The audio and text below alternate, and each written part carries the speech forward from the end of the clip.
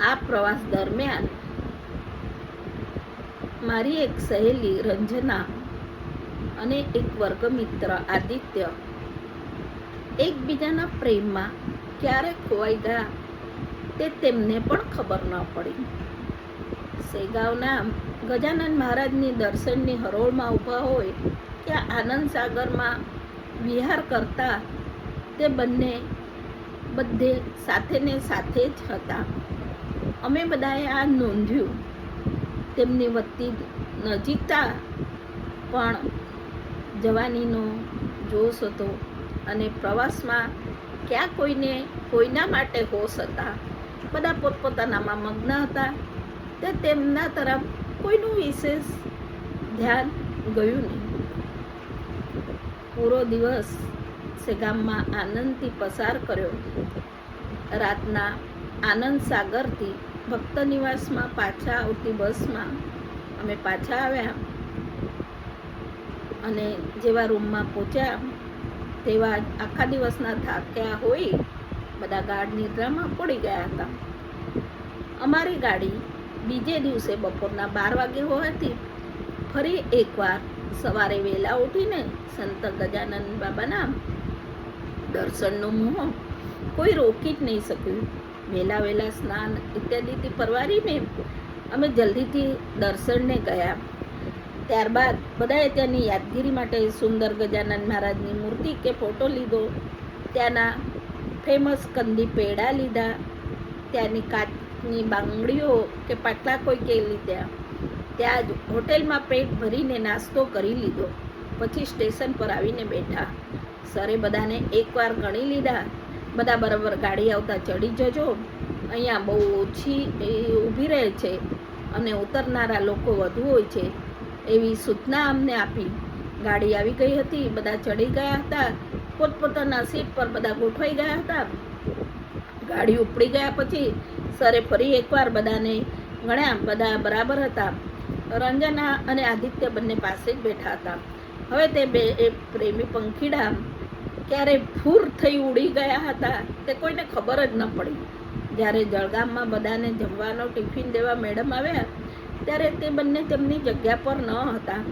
પહેલાં તો વોશરૂમ ગયા હશે એવું બધાએ માન્યું, પણ ઘણી વાર સુધી ના આવ્યા. પછી તો પૂરી ટ્રેનમાં એમની શોધખોળ શરૂ થઈ ગઈ, પણ તેઓ ક્યાંય દેખાતા નહોતા. તેમને ફોન લગાવ્યા પરંતુ બંનેના મોબાઈલ તો સ્વિચ ઓફ હતા. શિક્ષકો, સર અને મેડમ ખૂબ ગભરાઈ ગયા હતા, કારણ તેમની જવાબદારી હતી બધાને સુખરૂપ પાછા લાવવાની. તેમાં વળી રંજના તો ખૂબ શ્રીમંત શેઠ ગણપતભાઈની દીકરી હતી, જે તેઓના કોલેજના મેનેજમેન્ટના અધ્યક્ષ હતા. આરોપ તો શિક્ષકો પર જ આવવાનો હતો. અમળને સ્ટેશન પર એક સર ઉતરીને બીજા ગાડીથી તેમને શોધવા માટે પાછા સેગામ ગયા. નંદરબાર ગયું, નવાપુર ગયું. બધાના જીવ ખૂબ ઊંચા થઈ ગયા. જો તે બંને મળશે તો તેમની ચારેયની નોકરી પણ ના રહેશે.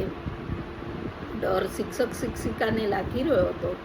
બધાના ઉદાસ ચહેરા જોઈને नवापूરમાં एक बेने मराठीમાં प्रश्न पूछ्यो, काय झालं? तुम्ही सगळे एवढे चिंतात काय आहे? कोणी हरवलं आहे का? હા, અમારો એક વિદ્યાર્થી અને વિદ્યાર્થી નથી દેખાઈ રહ્યા. મેડમે રડતા રડતા કહ્યું. तुम्ही सेगावला आले होते का? हो. मग काळजी करू नका. सगळे मनाने गजानन बाबाला आठवा आणि त्यांचा मंत्र म्हणा.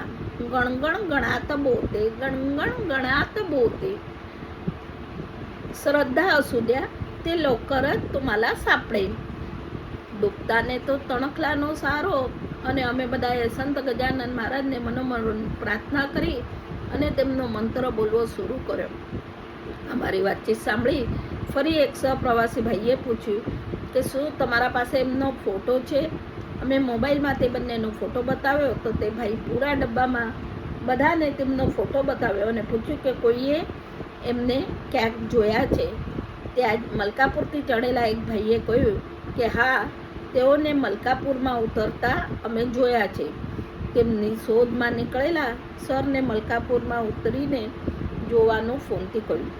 ઉધના સ્ટેશન આવી ગયું હતું. સુરત આવવાનું જ હતું. બધાના પાલકોને સુરત સ્ટેશને પોતાના દીકરા દીકરીને લેવા માટે બોલાવ્યો હતો. હવે શું થશે હજી તેમનો પત્તો લાગ્યો ન હતો. બધાના જીવ ખૂબ ઊંચા થઈ ગયા હતા.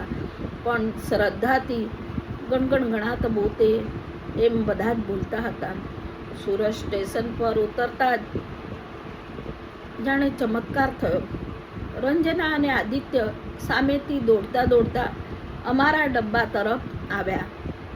તેઓ ફાસ્ટ ટ્રેનમાં બેસીને અમારા પહેલાં જ સુરત પહોંચી ગયા હતા. તેમને જોઈને બધાના જીવમાં જીવ આવ્યો અને બધા ખુશ થઈ ગયા. જો તમને જિંદગીમાં ક્યારેક મોકો મળે તો મહારાષ્ટ્રના આ રમણીય ભક્તિમય ગામની જરૂર તમે મુલાકાત લેજો. સેગાવના રાણા સંત ગજાનન મહારાજના ચરણોમાં વંદન. અસ્તુ. સુનિતા મહાજન.